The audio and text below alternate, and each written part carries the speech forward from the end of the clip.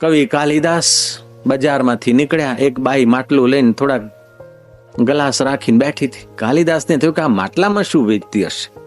એટલે કવિ કાલિદાસ પૂછે છે કે બાઈ શું છે? કે મહારાજ તમારા કામનું નથી, આ પાપ છે, પાપ. એમને જિજ્ઞાસા હતી કે પાપ, વોટ ઓફ મિનિંગ ધ પાપ? પાપ કે આ મહારાજ પાપ છે, એક નહીં 8 પાપ છે આમાં. વધારે કૌતૂહલ થયું કે એક નહીં પણ 8 પાપ એક જ માટલામાં ભેગા રહે કે બેન હવે તો મારે ખરીદવા જ પડશે. કે મહારાજ તમને ના હાલું છે કે સારું તો નામ તો લે.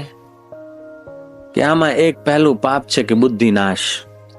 પહેલું પાપ બુદ્ધિ નાશ કરે, બીજું પાપ તંદુરસ્તી નાશ કરે, ત્રીજું પાપ યશ નાશ કરે, ચોથું પાપ કુટુંબીઓ સાથે